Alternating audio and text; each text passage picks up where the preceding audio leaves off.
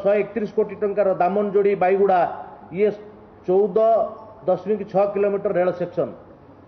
विजयनगरम टिटलागढ़ तृतीय लाइन प्रकल्प अंतर्गत 167 कोटी सिंगापुर रोड रायगड़ा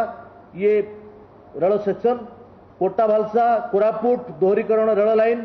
से सिमिलगुड़ा एवं गोरापुर रेल सेक्शन कोटा भालसा कोरापुट दोहरीकरण कोटा बोड़ाबरा रेल सेक्शन एवं बिलासपुर झारसुगुड़ा ये 550 कोटी झारसुगुड़ा जो 53 kilometre rail section Bondamunda Ranchi Sundargarh जिलार राउरकेला पाखर बंडामुंडा को रांची एवं रांची पुणी बंडामुंडा ये भी दोहरीकरण रास्ता आदि संपृक्त एवं नारायणगढ़ भद्रक चतुर्थ लाइन रेल प्रकल्प ये 36-37 कोटी टंकार रानीताल चतुर्थ लाइन रेल सेक्शन ये सबगुड़ा ये 9टी रेल लाइन जो दोहरीकरण ये कथा आज जो यशस्वी प्रधानमंत्री उत्सर्ग कर ओडिशार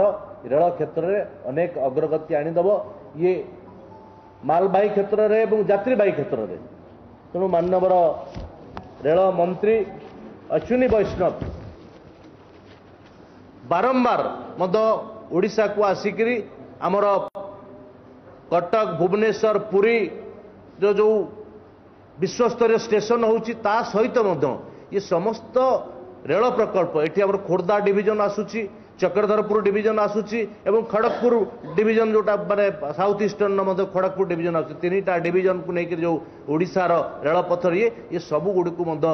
तर्जमा कर निश्चित भाव में ये एते गुड़े कार्यक्रम आउरी अनेक कार्यक्रम ता भीतर अच्छी एथिपाई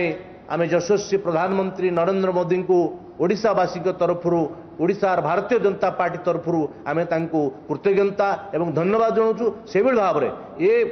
रेलवे प्रोजेक्ट गुड़ी को केवल त्वरान्वित करने एवं ओडिशार रेल विकास क्षेत्र में संपूर्ण भाव में ये कथा को आउरी तत्पर करुवा